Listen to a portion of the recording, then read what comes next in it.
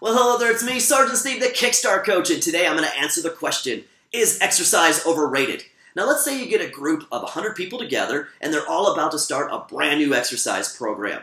You ask each one of them, what is the #1 goal you would like to accomplish with this new fitness routine? I'm willing to bet that 99 out of 100 are going to say the same thing.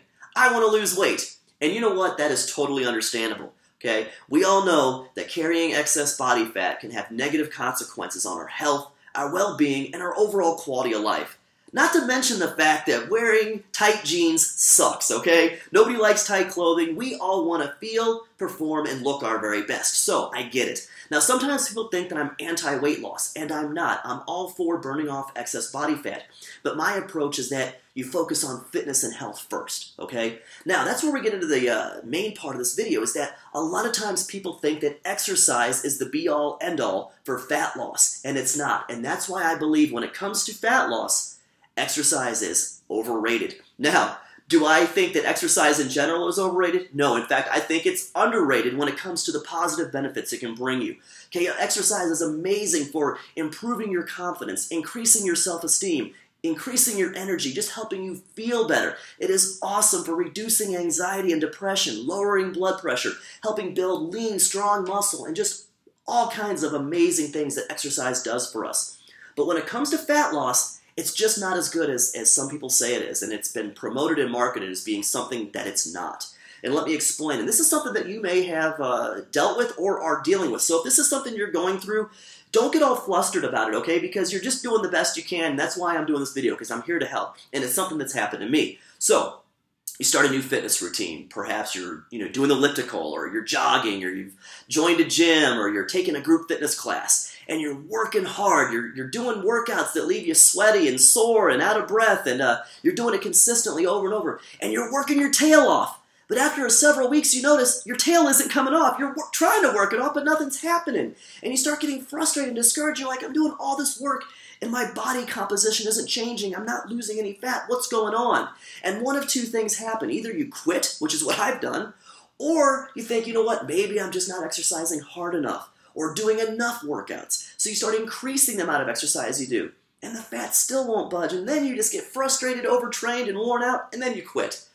So what's going on? Well, here's where some folks don't like my answer, and I can understand why, because what I'm about to tell you means that it's going to take a lot more than exercise. It's going to take a change in lifestyle, and one of the big changes I'm talking about is how you nourish your body. It comes down to how you eat, and that can be tough and hard to accept. It's a lot easier to accept, I'm going to work out 1 hour a day, 5 days a week. That is something we can wrap our mind around and say, I can do that. However, wrapping your mind around, I need to focus on how to properly nourish my body from the time I wake up to the time I go to bed, 16 hours a day.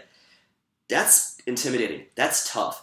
And a lot of times we have all these gurus out there telling us what to eat, what not to eat. None of them agree. We've tried diets that have failed us. We drive past 1,000,001 restaurants on the way to work. We get to work, there's cupcakes and cookies everywhere. We drive home with more restaurants. We see commercials with all these tempting foods. We got neighbors bringing over all kinds of treats. The bottom line is nutrition can be really tough and really challenging. And trying to figure out the right way or the best way to do things, it can be daunting and challenging. And it's no wonder that people try to focus all their energy into exercise thinking, okay, if I just exercise enough, it's going to work. Well, obviously, for some of us, it hasn't worked. So what do? Well, take a look down below. You're going to see a link that says, download my Kickstart Your Nutrition Guide.